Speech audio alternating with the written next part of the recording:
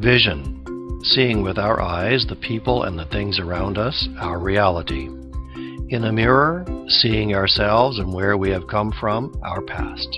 Through the Hubble telescope, seeing 12 billion light years away, unimaginable. For the vision impaired, seeing through our other senses. Vision, an ability or imagination to think about or plan the future for the way things might be. Before we discuss Vision 2020 with our lineup of respected and highly motivated guest pharmacists, let's take a moment to explain FIP and the community pharmacy section. FIP, through associations and individual pharmacists and pharmaceutical scientists, and representing 3 million practitioners, brings together people committed to improving global health. One of the several interest groups and sections of FIP is the Community Pharmacy Section, CPS. The section seeks to be another touch point for community pharmacists to help them in the delivery of medicines, health products, and services that will improve medicine use and advance patient care.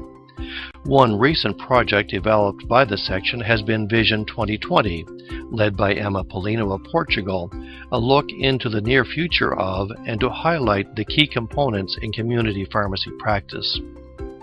In this video, 10 internationally recognized pharmacists will speak to each of these key components. At the end of the video, we will post a web link to the references and resources associated with each topic as provided by our guests. The Community Pharmacy section sincerely thanks our guests for sharing their time, knowledge, and opinions on the CPS Vision 2020. My name is Warren Meek, President of C7 Consulting, and I am pleased to be the narrator for this video. Our next guest is Matthew Grissinger in the United States, speaking on infrastructure and premises. Matthew, how important is the proper physical environment within a pharmacy to patient safety? Yeah, Warren, I think it's really important for many aspects. When we think pharmacy and the environment, we tend to only think about the background, the back of the pharmacy where we're filling prescriptions. But if you think about the entire medication use process, from the time a patient walks up to the counter, we get the information from a patient at the counter to the point where we're entering orders in the computer system, taking phone calls, filling the prescriptions, grabbing things off the shelf in a variety of locations, staging the products to be checked at the end, and also where we store the bags to be picked up in the wall call area and the counseling area. That's a lot of activity going on in a small environment. So a lot of things in the environment impact all those stages. You think from a human factors perspective, the lighting or the illumination in the pharmacy sounds like not a big deal, right? We might think having a nice bright pharmacy. Well, at times that excessive lighting can actually cause eye fatigue, is one example. And then you have the older pharmacies who may not be as well lit, is one thing. Another example would be just the noise level. You think about the sources of noise in a pharmacy. We have customers, we have the cash registers, we have the conversations, we have phone calls, we have printers, we have people with drive-up windows with buzzers getting buzzed. So all of those add to the distraction as well as the noise issues there. You have your usual interruptions and distractions that you're going to get working in a retail pharmacy. And more importantly, just the physical design, the layout, the workflow. How does it look from both the patient's perspective coming in as well as behind the counter, what goes on in the pharmacy workflow-wise. Unfortunately, and Warren, at the end of the day, it's production. And it's just like manufacturing any other good or product. There needs to be an efficient workflow that's not chaotic, that makes sense. It's kind of simple to get the job done efficiently and without introducing sources of error. I think it's important for especially the manager, the district manager, so not just the pharmacy manager, but the people higher up in a chain as an example. To me, they're the people who can come in with the outside eye to look at things objectively and say, how do you work here? This workflow is not efficient. You don't have a nice private counseling area. At times, Warren, us as pharmacists, we worked in the same store for 10, 15 years. We're used to that. We work around and deal with the bad environments. Thanks, Matt. Do you have any comparative data or statistics that would help our viewers to understand the risks of a less than adequate physical environment? Yeah, unfortunately, Warren, there's not going to be a lot of statistics out there unless someone's doing a controlled study on that environment as like observation. Unfortunately, in medication error reports, they're not often complete with the entire reasons why an error occurred.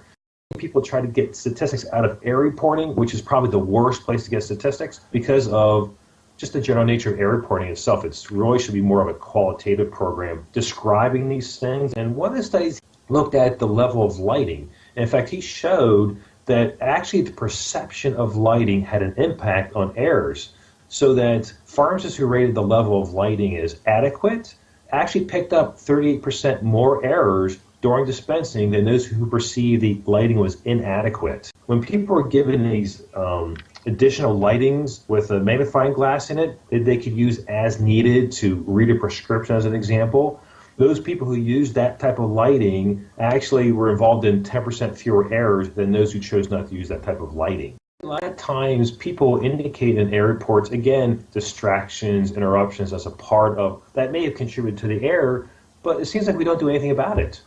It's like, well, I could deal with that problem, Warren. Why can't you deal with that problem? And, not all human beings are the same, right? Some people have a type A personality who can focus on details well. Some people don't have a type A personality. That's just not the way they are. It doesn't make them a bad pharmacist, but they may not have the attention level or attention span other people have. And so they can't handle the level of prescriptions or the distractions or whatever it may be. And that's sad that we're judging pharmacists solely on that.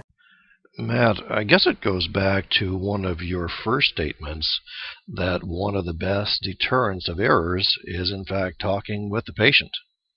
Yeah, it's funny, Warren.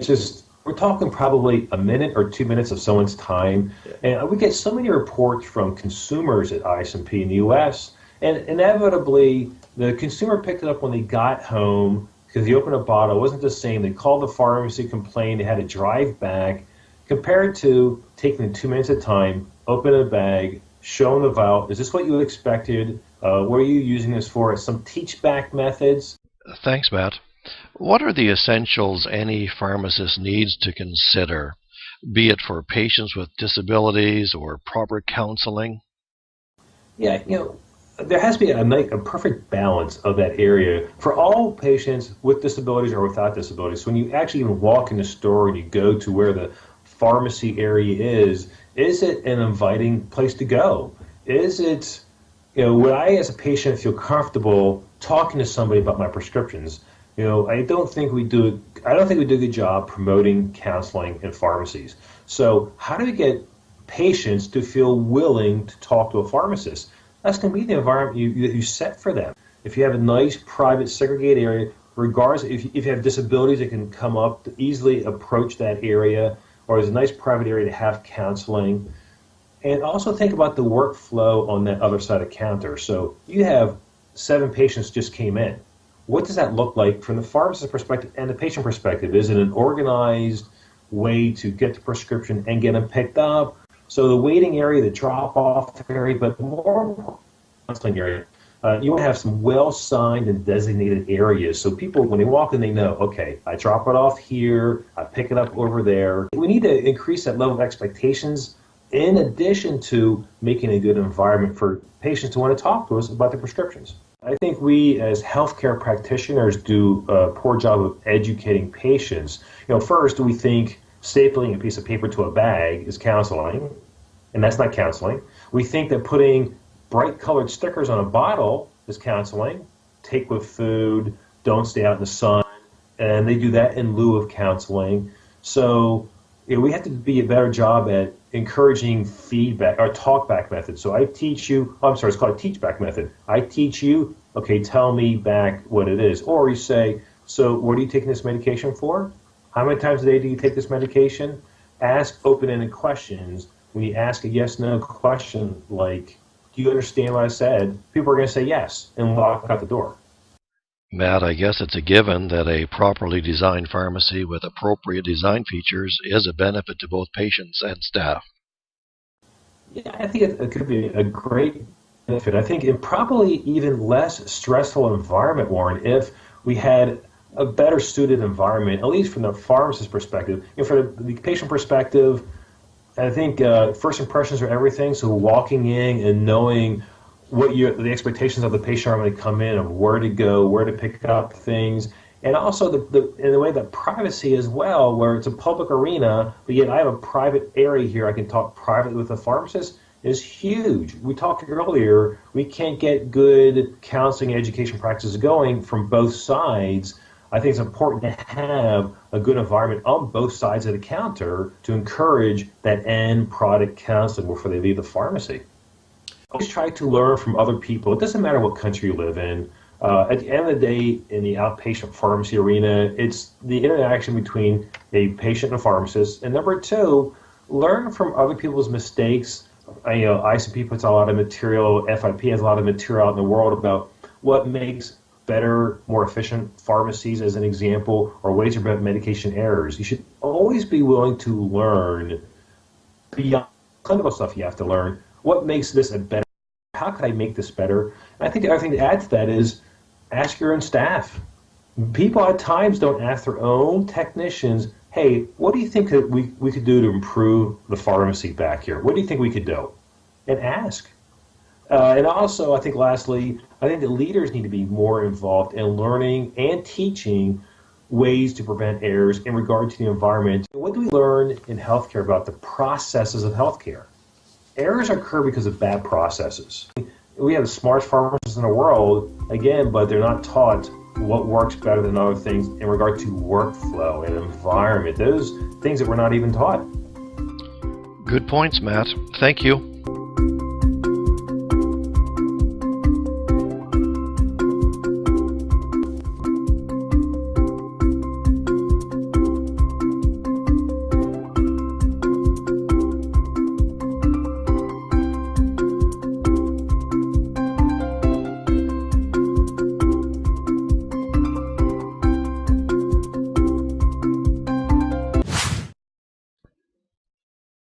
Nice slingshot, Blue Man.